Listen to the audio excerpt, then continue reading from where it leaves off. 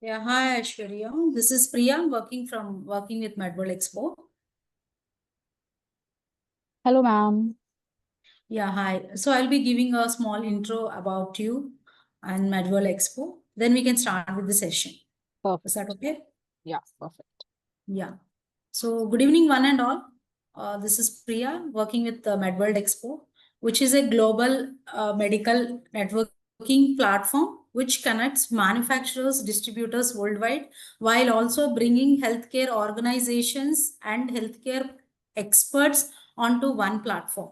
So I welcome you all today for this webinar, and it's my privilege to introduce our esteemed speaker for the session, Dr. Aishwarya Arya, who completed her MDS in conservative dentistry and endodontics in 2023 from College of Dental Sciences and Research based at Haryana.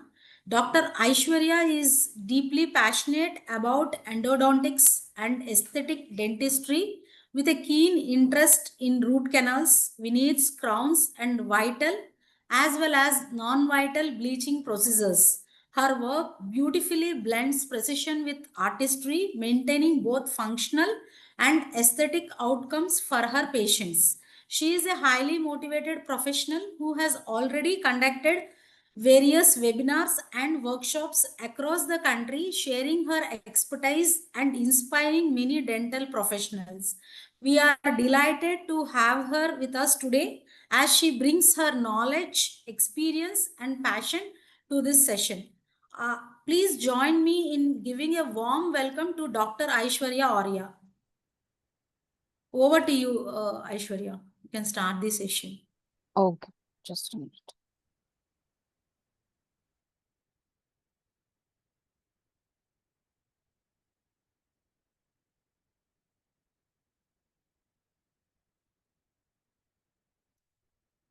Yeah, perfect. So you can hear me, right? Yeah, we can hear you, Aishwarya. Okay, okay. So good evening, everyone. Today's topic of discussion is one of the most important topic, that is flare-ups in endodontics. Why exactly flare-ups happen, right? And what exactly is flare-ups all about? So that basically gives a complete intro of the science which is involved in case of your root canal treatments. So we are going to discuss a lot of things which you usually face when it comes to your routine endodontic procedures. And I can see that we have a big gathering today, coming very close to this evening, talking about flare-ups in endodontics. Okay. So I'm sure that most of us here must be facing the issue, which is regarding what are different flare-ups in endodontics. Okay. Now, a patient comes to you, and we often, when we have started a root canal treatment, and when the patient is having an inter-appointment pain or a swelling and needs to see a dentist, which is not scheduled for the next appointment. It is an emergency, or rather, I would not say exactly an emergency, but it is something that the patient would want you to see uh, as an emergency. The patient might have pain, the patient might have swelling, the patient is not comfortable at all, and the patient wants to see his or her dentist. So that exactly are flare-ups in endodontics. I would be covering what are the flare-ups, what are different etiological factors, the microbial factors, the therapeutic measures, treatments, precautions that have to be taken when it comes to and a flare-up during an inter-appointment technique, the clinical tips of how you are going to manage these flare-ups, okay? And the most important and the topic would be always the prevention is better than cure. So how do we avoid these flare-ups when it comes to routine endodontic procedures? Fine. So coming to introduction, flare-up means pain or swelling, which is during or after an endodontic treatment. It can also be defined as moderate to severe pain or moderate to severe swelling, which is going to appear only between 12 to 48 hours after you have done the last treatment. Fine. And that will include up to lasting for 48 hours and will require a unscheduled emergency treatment or an unscheduled emergency appointment. Fine. So what exactly are the frequencies at which the endodontic emergencies happen or an intent appointment takes place? That is between 1.4 to 16%. And the general factors could be significantly involved in developing an inter-appointment pain. Could be gender, the tooth type, the pulpal status, and the presence of pre-operative pain.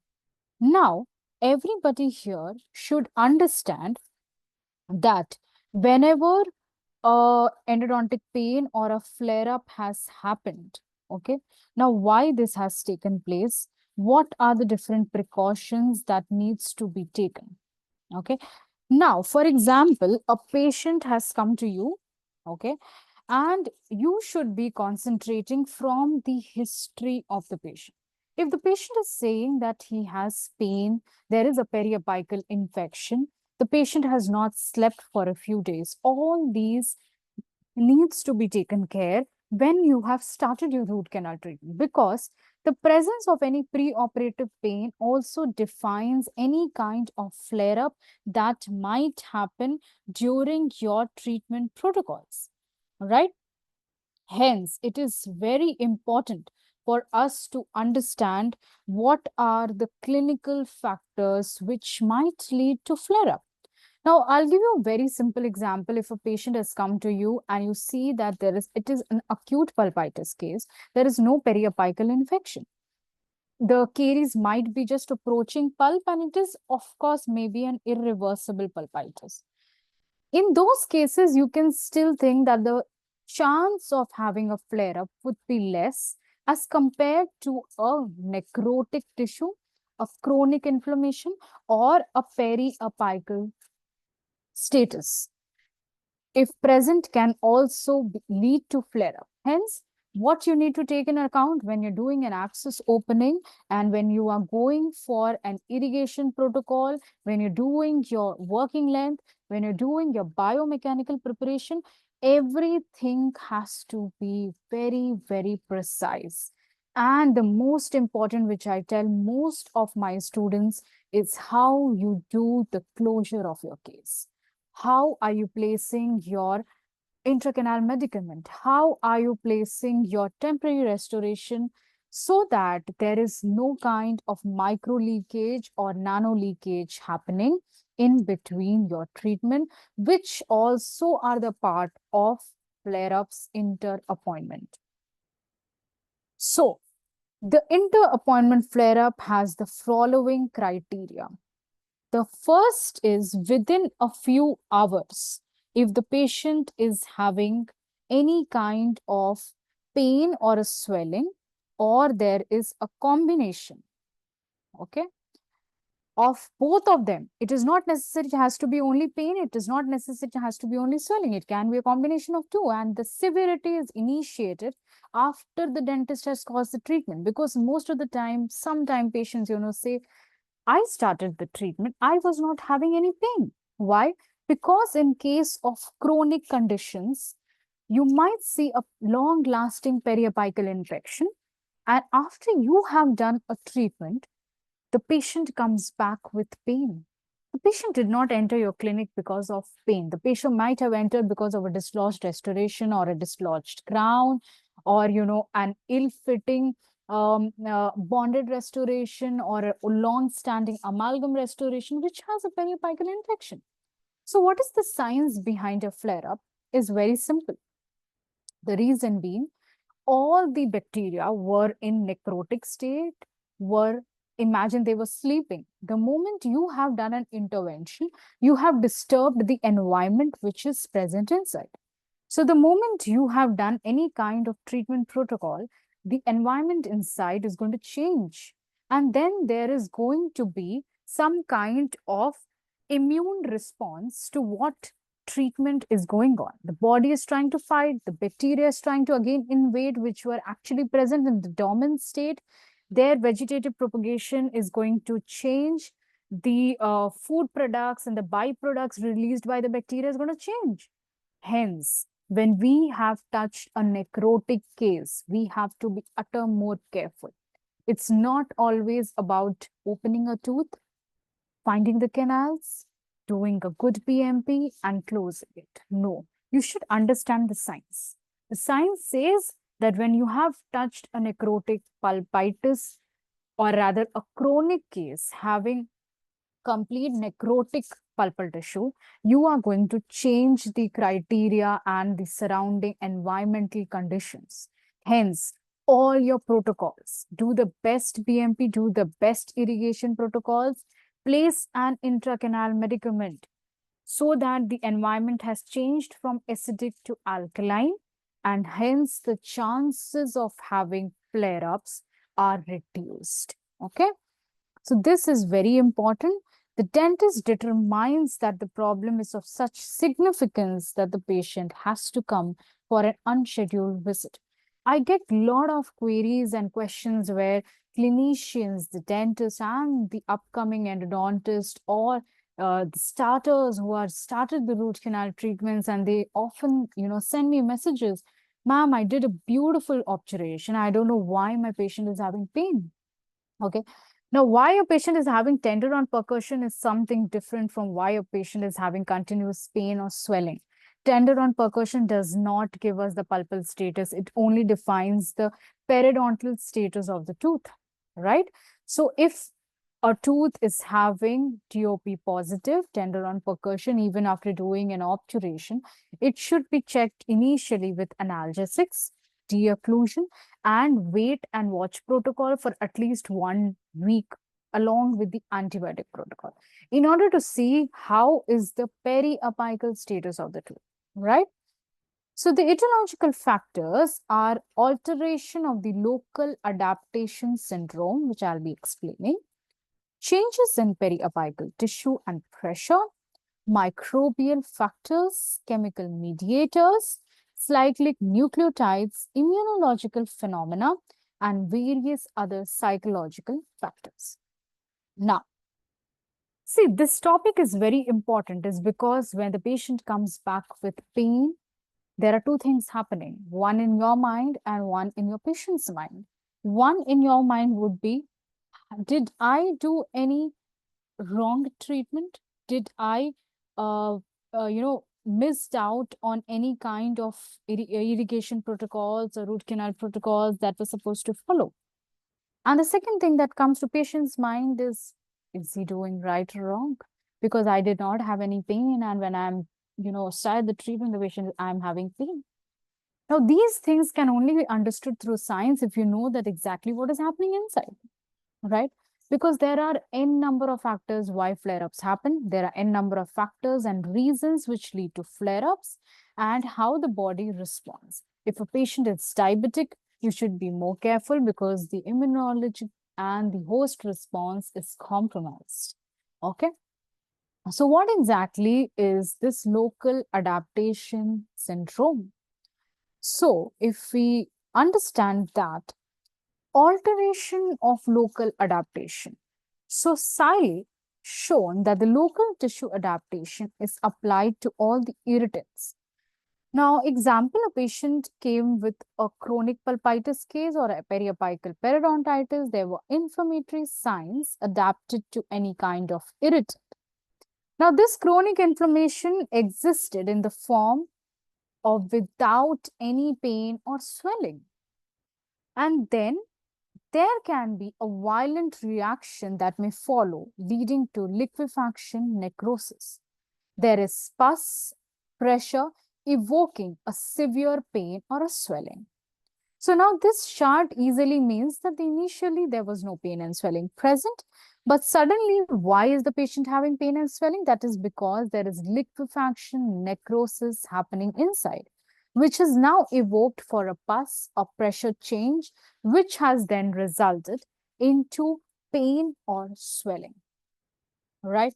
So this is exactly about the status of why this is happening. Why is there sudden pain or swelling happening inside the tooth? And ordinarily, there can be a different reason to why this pain has happened. The connective tissue becomes very inflamed whenever there is an irritant. So the chronic inflammation, once which persisted, if the irritant is not removed, there is local adaptation. And when the irritant is introduced into the inflamed tissue, there can be a violent interaction. So this exactly is the mechanism which we all should understand why we have the flare-up taking place in case of endodontitis. And how exactly are we supposed to understand the different treatment protocols when it comes to flare-ups? So we move to the next slide. As told by Mahran et al., there are a lot of periapical tissue changes that might be taking place when it comes to flare-ups in periapical tissue pressure, right? And then what happens exactly is the teeth are going to have enough amount of pus discharged, which are also not absorbed with the lymphatics, because the tooth is supposed to be having the maximum pressure of the blood flow as compared to any other part, which will then create pain on the nerve endings which are present. And when these teeth are going to be opened, the fluid might tend to be forced out of the canal. So periapical pressure is considered to be less than atmospheric pressure, and the microorganisms and all the tissue proteins and the bioproducts which are present in the periapical region, which are going to accentuate the inflammation, and there will be a severe pain. Now, let's talk about the microbial factors, because everything comes back to the microbiology of flare-ups. So this exactly involves the enzymes and the endotoxins, which causes the inhibition of chemotaxis and phagocytosis. That is why all these aerobic and anaerobic bacteria which are present in the periapical lesion are going to cause severe pain in the patient. Now, what are the different microorganisms that would lead to flare-ups? I would be more than happy if we can have an interactive session and we can have a few answers coming in the chat box.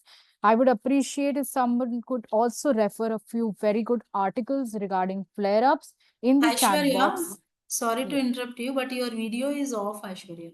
Okay. Can you please check? Yeah. Is this fine now?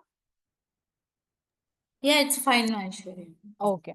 So apart from the microbial factors, I would like if somebody could, tell me what are the different microorganisms involved in causing flare-ups, okay, in the chat box. I have my answer. I would love to know from the others also, which are the most important microorganisms required in flare-ups, right? So coming to different chemical mediators, likewise, we know the physiology of our body. We have different kinds of chemical mediators which are derived from cells or plasma. For example, the histamines, the prostaglandins, the platelet-rich factors, the leukotrienes, lymphocytes, lymphokines, everything is which is capable of causing pain are going to rush through the periapical lesion and cause a severe pain. There will be plasma mediators as well. They'll be present in the circulation. And the Hagman factor also has three very important effects. There will be precalorant activity, activators, triggers, and there will be fibrin lytic system activation. And then we have the neutrophil products also being released into the root canal once we have started our biomechanical preparation. And coming to the one of the most important part, that is the immunological response.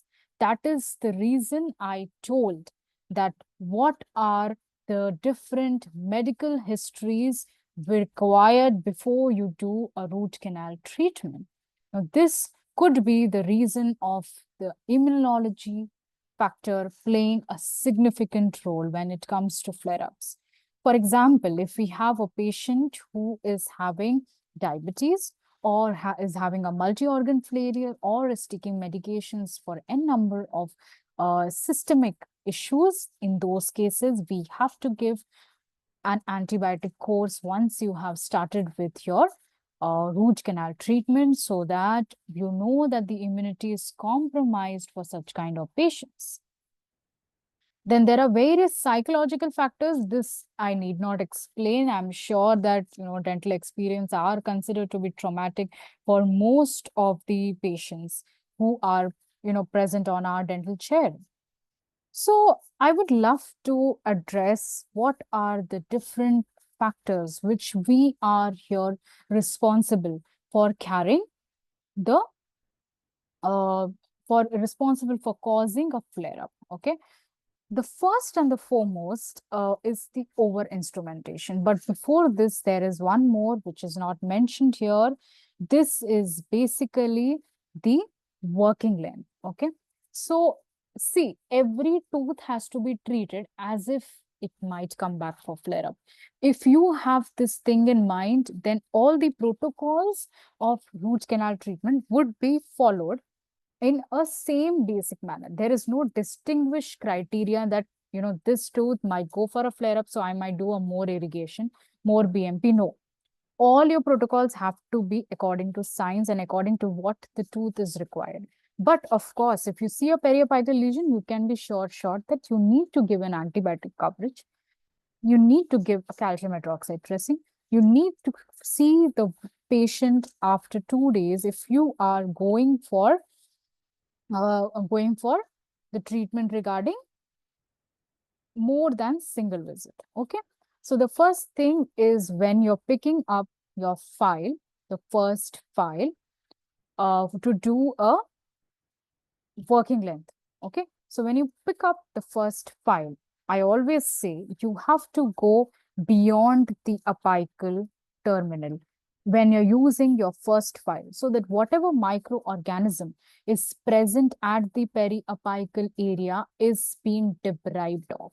Okay, you invade into the periapical region and you go beyond the periapical in your first file. That is very important. Okay. Next, coming to the next files, while you're taking a working length, make sure you are inside the canal. You are not violating the apical foramen. You will keep it as minimal as possible and you will check with an apex locator. Once you have finished with that, the file will decide how much amount of tooth has to be prepared. Because most of the people come back to me asking how much to be prepared. That is their first file that is going to decide. And after that, you have to do a thorough irrigation protocol, which will involve sodium hypochlorite and your EDTA solutions. Okay. These two are very important. You can also switch in between with Metrogel solutions. Metrogel solutions act very well against E. faecalis. That has very significant antibacterial properties when it comes to Metrogel solutions. Okay. Now, sodium hypochlorite helps in removing all the pulpal necrotic tissue. EDTA gels helps, not the gel, the solution helps us in removing the smear layer. The smear layer also microscopically has been found to have lot amount of microorganisms which are present in the radicular dentine. Okay, so the smear layer also is required to be removed from that of the root canal system. So we use an EDTA solution, we use sodium hypochlorite. I prefer 5%. If you're using 3%, make sure the amount of time, duration of the sodium hypochlorite inside the canal is more. When you're using a 5%, you can still, reduce the amount of time of contact of the sodium hypochlorite inside the canal. Inadequate debridement. Of course, if you think that you have a lot of patients and you're just going to open a necrotic tissue, इससे तो bleeding नहीं होगा. It's a very easy case. I can see the canals. No. My friends, when you have a necrotic case, you need to be extra careful so that you do not have the flare-ups coming up. And you need to give extra BMP, extra time for irrigation, and your before closing the case, you have to be very, very careful when it comes to closing with a Teflon tape rather than using a cotton, because the Teflon tapes have helped us to cause lesser amount of micro leakage and nano leakage which might occur from the saliva of the patient. It's not only about food, but it is also about the saliva of the patient. Okay, that has really decreased if you're going to use a Teflon tape rather than going for a cotton fibers, because these cotton fibers, if it's leaky margins or the temporary restorations comes out, then again patient might come back with pain and flare up, and whatever irrigation protocols and treatments that you have done are going to reduce. Of course, periapical extrusion of the debris, like I told, because of over instrumentation, overfilling. Now, what is this? If you're going to place a big amount of temporary restoration, ki bhai, this tooth should not have any kind of micro leakage. Let me, pick up a big amount, a big ball of temporary restoration and place it. No. When I do a temporary restoration, I use first of all, you don't use your fingers. All these we have instruments, we have plastic filling instruments which are made for this. When you place a temporary restoration, see that the temporary restoration is proper. See that the sealing is proper. See that it is not having leaky margin. Okay. It is very important for you to understand that what if I place an overfilling in your mouth? You will not be able to even, have a normal conversation with someone. So just because it's a temporary restoration, that doesn't mean to go for an overfilling. Of course, the next option is the periapical lesion. That is very important. Retreatment protocols and host factors. Now we have already understood why the flare-up is happening. It might happen because of n number of reasons. There can be immunological reasons, there can be microbial reasons, there can be iatrogenic errors, there could be a periapical lesion, there could be a preoperative pain, right? So all these makes the host mechanism, the host preference, the host immunity reduced, and the science behind is the toxins, the change in the environmental conditions, which move ahead and leads to flare-ups. All right. We have understood different microorganisms which are involved in causing the flare-ups. Now, likewise, I asked, what are the different microorganisms involved? I see a few people talking about E. faecalis. If you actually read the literature, E. faecalis are the most important microorganism involved in an endodontic pain, okay? But as far as the literature that is concerned regarding of flare-ups, it's not usually E. faecalis. E. faecalis, the best irrigant to remove E. faecalis is not sodium hypochlorite. You can note it is always going to be chlorhexidine. Chlorhexidine is the best irrigant to remove the E. faecalis from your root canal treatments. So the bacteria usually involved in flare-ups are P. gingivalis, P. edentatalis, Fusobacterium nucleatum, and Prevotella. So this is the article which is from Sequeria. This is also review articles which is published in 2023 in Curious. I'm going to share all the important review articles for you to understand exactly what flare-up is and how there's a beautiful image of the periapical lesion in Sequeria. It's a very famous article regarding only flare-ups, where it shows 3 different situations, 3 different environmental factors which are causing changes in the periapical region, causing flare-up. See, when you read the science, you will be able to make the patient also understand better. And you will not be tensed in your clinical situation. Oh my God, the patient came back with pain. No. Why has the patient come back with pain? What has gone wrong? What could be the possible outcomes and why this has taken place? And then with confidence, you will be able to make the patient understand. When I start a case, whether it's acute, chronic, there's a lesion, there's a reversible, irreversible pulpitis, I'll always tell the patients one thing: you might have pain. That is very, very common to happen in a root canal treatment. If there is anything which you feel that is not stopping through an antibiotic or a painkiller, you can always get back to me. That should be the approach of how you move ahead with your treatment protocols, because that gives confidence. And trust me, even I have got flare-ups when I was doing my, starting my cases. This is very common to happen. But after those cases, I make sure it did not repeat. That is what is important. Flare-ups can happen. First thing, even if it gets repeated, you should know how to have a therapeutic measure, how to have a treatment protocol, and how to be very calm and polite and give your best when the flare-ups happen. So moving to this, we are going to talk about precisely once the etiological factors have been taken care.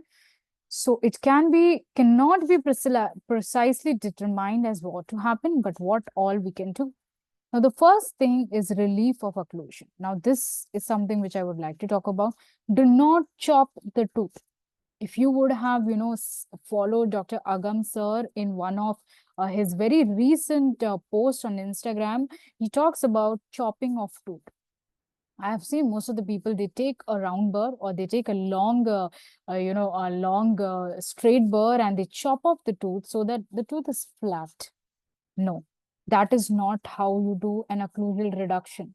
You have to do the occlusal reduction along the planes of the cusp of the tooth so that you give more retention to that of the crown once you have been going for the prosthetic part of the treatment.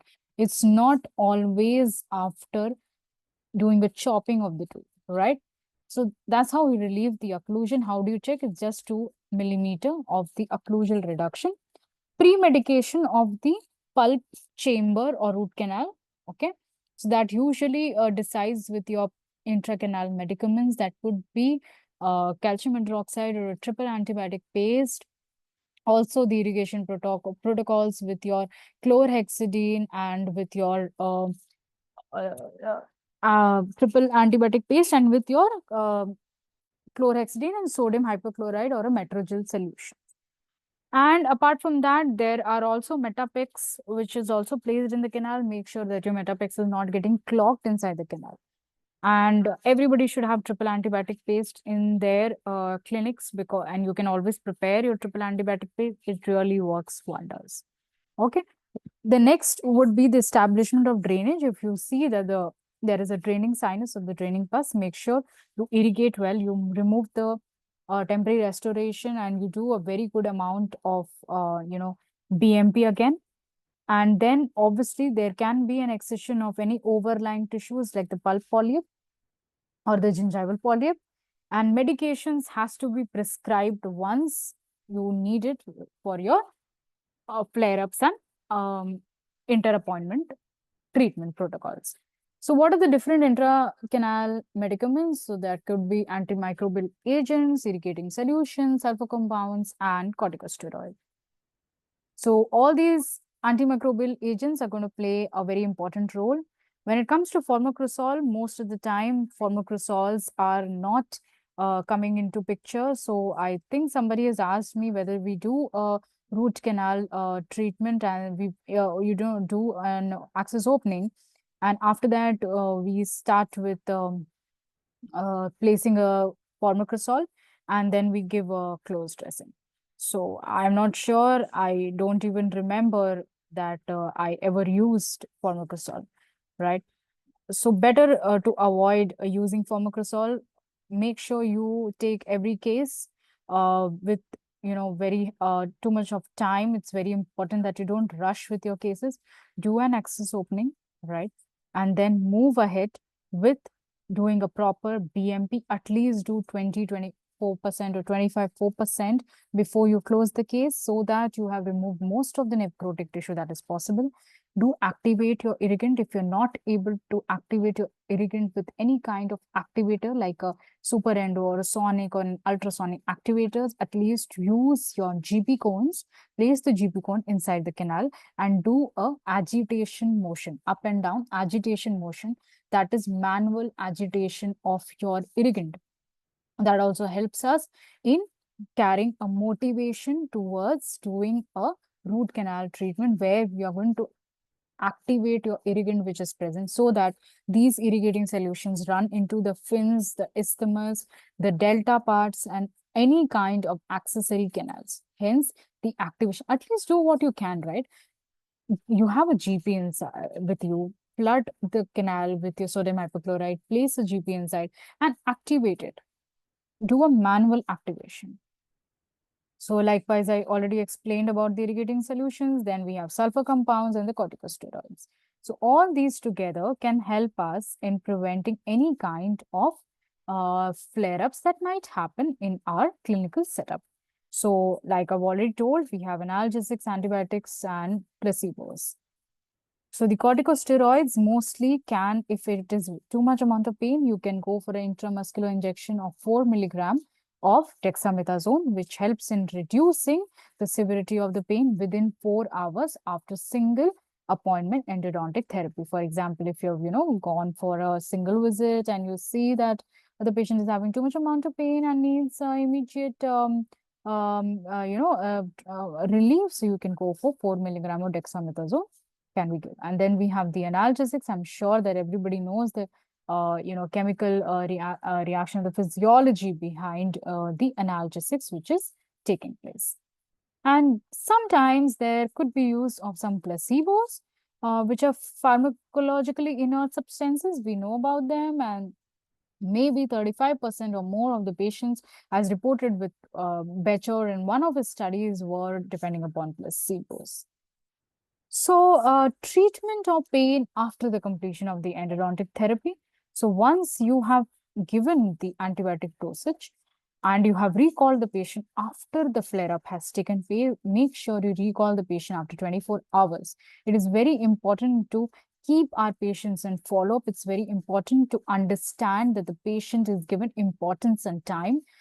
Whether it is whatever amount of number of patients you're having the next day, make sure you are very, very well versed that the patient is coming back to you after 24 hours to check how it is. So what treatment protocols I follow in case of a flare-up is happening, I'll recall the patient immediately the next morning. That could be my first patient of the morning. I'll do a beautiful irrigation. The irrigation really helps a lot. Okay. It actually, you can think that it can be like a magic wand. Okay. As much as irrigation you want, you have to do. It should involve your first chlorhexidine, saline, chlorhexidine, saline. Patient will feel much better because of the pressure that has developed. Okay.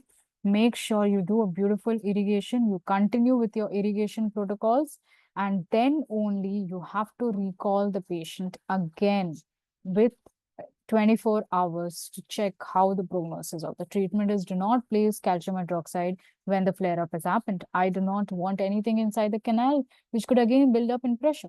You can always call the patient after 24 hours and then go ahead with placing an intracanal medicament.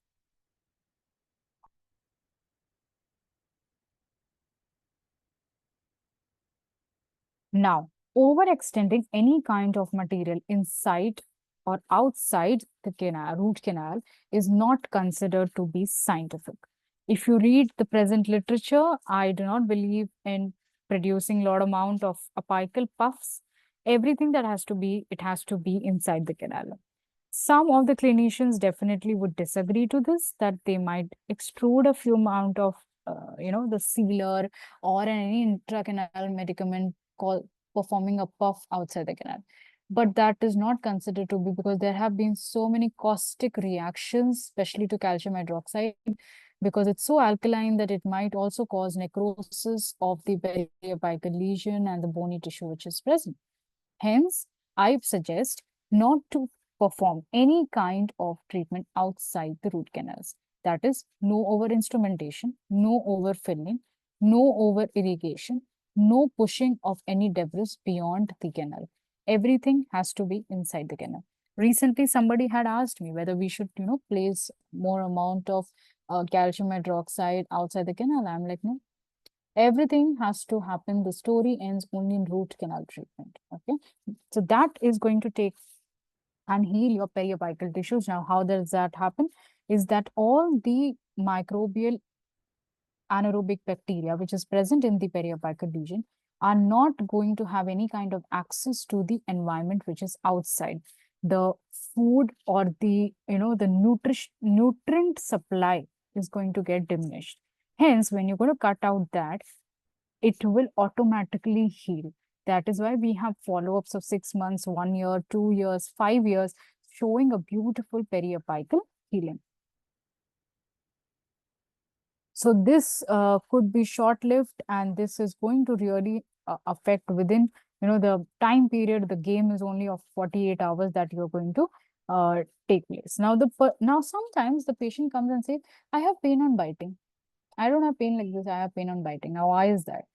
There is a pressure which is going down in the periapical tissue. And what we do, we pick up a big burr and we do deocclusion. And we say now it's not going to pain because it's not going to have anything in the bite. Obviously, when the patient is going to chew some food, he's going to bite on that, right? Again, the patient might have pain. So how is your science defining that? It's a very simple thing. The PDL fibers in the periapical tissue are inflamed. That needs to be checked. There is an inflammation down, and we have a terminology for that, which is systemic, which is called as apical periodontitis. All right. The patient is having apical periodontitis.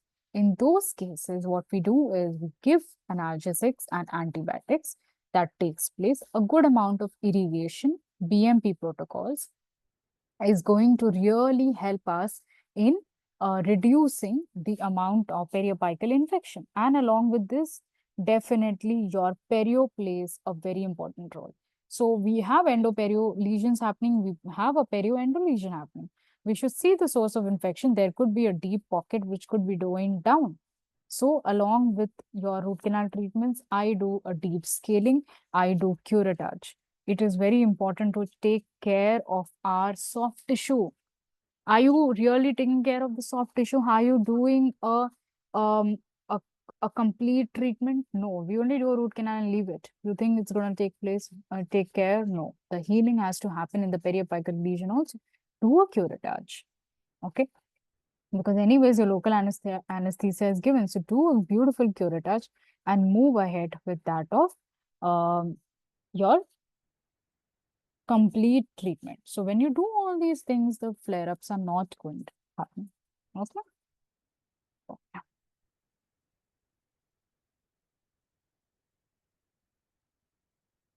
So likewise, these are most important features. And we have one more criteria, that is the psychological factors. You have to calm the patient and you have to deal with the anxiety and reduce the tension of the patient as to why, the flare-up has happened, why the patient is having inter-appointment pain. And you can also tell the patient to, get back to you in case of anything has happened. And if it is too much, then you can always go for a intramuscular dexamethasone injections. So this is what was exactly happening in today's webinar as to why the flare-ups happened, what are the different contributing factors from our side which is causing the flare-ups, and how are the different treatment protocols to be seen when it comes to flare-ups. One most important thing which I would like everybody to understand is the microbial dynamics when it comes to flare-ups. It is very important for us to understand the biofilms which are present in the root canal system. The complexity of these biofilms play a very important role when it comes to any kind of uncertain, unscheduled endodontic treatment where the patient might come back with pain. So have you have immense of knowledge regarding how these biofilms actually resist the root canal treatment? there might be a reinfection after a root canal treatment, and these microorganisms only are responsible for causing the flare-ups. So a thorough knowledge regarding the biofilms is very important. That is what each and every person who is listening to this webinar should understand, that why exactly I repeatedly told that there has to be knowledge regarding the biofilms, the different microorganisms which are present inside the root canal treatment, and also how the environmental conditions of these root canal treatments or the biofilms, the complexity of so many microorganisms which are present down the line has to be checked for any kind of flare-up condition that is happening in kind. Because see, if you know theoretically all these reasons, I am sure that you will be more confident when a patient comes back with kind of any kind of flare-up that is happening, and how to deal with these flare-ups. That is very important. It's not just that you create a havoc, or you are underconfident. No. So this is very important, and I would be also sharing my Instagram ID, that is Smile with Arya, in the chat box. So you can always get back to me when it comes to any kind of queries if you want. And it was a wonderful session. I see a lot of questions that has been asked to me. So the first question is, Dr. Akash, what exactly constitutes a flare-up in endodontics, and how do we clinically differentiate from normal post-operative discomfort? This is an amazing question, and I'm sure that half part of the question has already been answered. Clinically differentiate from normal post-operative, like I told you, the patient is going to have severe pain or a swelling within 48 hours and will have an unscheduled visit. Post-operative discomfort is different from an emergency like a flare-up or an immense pain and swelling. What are the most common causes or risk factors that lead to flare-up? I am sure Dr. Shrija will be able to give a better answer after this webinar. E. faecalis, yes, is one of the lesions, but in flare-ups, we usually see Prevotella, Fusobacterium, nucleatum, P. gingivalis, like I mentioned. Okay. So Dr. Pavan has asked, hello, doctor. Are there particular systemic conditions or patient factors that make flare-ups more likely? Yes, sir. So basically, diabetic patients, immunological patients, or patients having multi-organ failures, or patients on any kind of kidney disorders, we need to really check for those kinds of patients as their immunity is low. Plus, oral hygiene habits. If the patient is having too much amount of tobacco, or the patient is an alcoholic, all these conditions play a very important. That is why the medical history is very important. Yes, Dr. Kumar asks, good evening, ma'am. What preventive steps can clinicians take during root canal treatment to minimize the risk of flare-ups? Very good. Like I told you, your history is very important. And if you do and follow all the important irrigation protocols, then that really helps us in understanding what exactly are the flare-ups happening, why exactly the flare-ups happen, and then how to avoid these kinds of flare-ups. Yes, Dr. Pranil, you're more or less very close to the answers regarding the bacteria. Dr. Rakesh, how important is proper irrigation technique and choice of irrigant in reducing flare-ups? Very important. Like for me, if you ask me, one of the most crucial steps in endodontic procedures, I would always say irrigation protocols. My favorite is irrigation because how much of good BMP you have done and how much of good obturation you have done can be rectified through your X-rays. But can you tell in seeing an X-ray how good the irrigation is done? No. That only depends upon the post-operative pain, discomfort, or asymptomatic. If the patient is asymptomatic and if the prognosis of the tooth has gone for long years. Hence, the proper irrigation technique, like I told, how you bend your needle, how you use your needle, then what kind of irrigant you're going to use are all going to help us and reducing flare-ups. And I have already covered a lot of webinars regarding what kind of irrigating needles are supposed to be used and how you're supposed to bend your needle, what kind of activation, where you're supposed to use your working length when you're doing an irrigation protocol can be, checked out on my Instagram pages as well. What is the role of intracanal medicaments? I have already mentioned this. It helps in changing the environmental condition from acidic to make it alkaline, and changing the properties of the environmental conditions of bacteria, and make it more starved so that there is antibacterial healing. How do microbial factors play a role in endodontic? I have already explained this. Current evidence, there are a lot of current articles regarding what are the different evidences. It's everything about biofilms, the microorganisms, anaerobic conditions, and the different, the leeches of the micro. There can be anaerobic, aerobic, there can be, facultative anaerobes, there can be, oxidative anaerobes. Everything plays a very significant role. And also, if you see the recent articles, there have been only 40% of the microorganisms which are actually defined by the microbiology team, but we still have so many microorganisms which we are not aware of. Yeah, that is the article that Dr. Pranil has mentioned. Ma'am, your take on cotton plus formicrosol placement in the chamber. I have already explained, I do not place cotton and formicrosol. We do not use formicrosol anymore. Please do an access opening, do a BMP, irrigation, and close. At least spend 25 minutes with any tooth that you are going to do. Okay, Dr. Harshada, how do you decide between a pharmacological intervention, antibiotics, and local management techniques? I always go with a combination of pharmacological as well as the local management. That is, I will do a de-occlusion, but not necessarily. I'll do a most important thing, that is the proper irrigation and BMP protocols. Call the patient after 24 hours, go for an intracanal medicament, and definitely place the patient on antibiotics as well as your painkillers. Yes, chlorhexidine plays a very important role. Dr. Veena, can occlusal adjustment play a role controlling post-operative pain? Yes, but the thing is, I make sure that you are not chopping the tooth out. How do you communicate and reassure patients experiencing? I have already told, if you are confident and if you know what has happened, if after today's lecture, you will understand what exactly the science was and why the flare-ups happen, you can well explain the patient. Are there any recent advancements or if research findings that show promising strategies?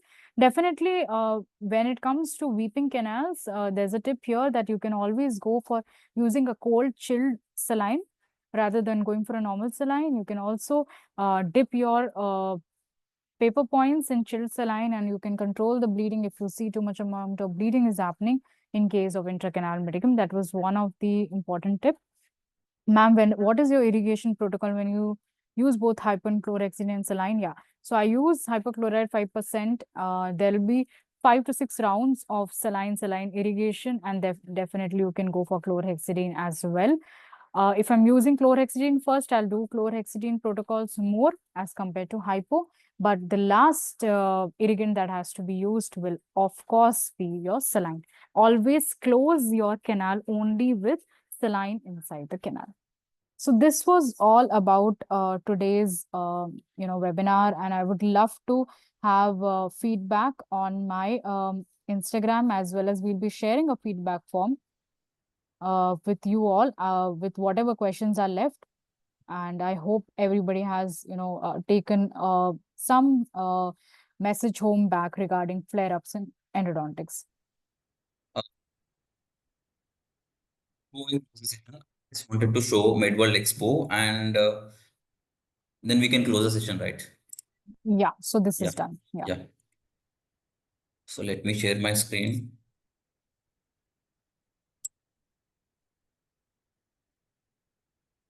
So firstly, thank you all of you for joining the wonderful session, and thank you Dr. Aishwarya ma'am also for joining and giving the wonderful webinar. So before I close the session, I just wanted to show what exactly the MedWorld Expo is.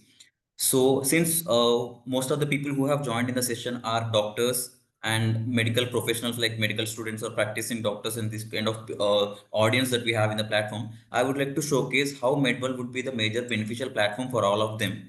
So before I tell about the benefits, so MedWorld Expo is a global healthcare platform where we will be helping them to connect different kind of medical equipment manufacturers, distributors, and healthcare professionals in our network. So we have more than 6,000 plus manufacturers, more than 7,000 plus medical equipment distributors, and we have 8,000 plus medical equipment medical service providers like doctors, clinic practicing doctors, medical students, and these kind of complete healthcare professionals.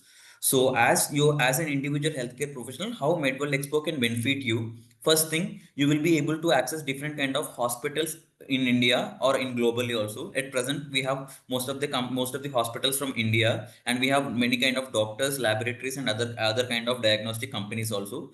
After that, we have webinars option. The way how you have registered for webinar and you have joined the session. So there are some other webinars. Every month we will be hosting different topics, specialty webinars in our platform. You will be able to directly register through a webinar and you can attend it for free of cost. And soon we are going to start the CME programs also, which is credit based programs. And we also have news and insights where you will be able to access present technology or present latest updates about the healthcare equipments or any kind of healthcare organizations or any kind of healthcare updates.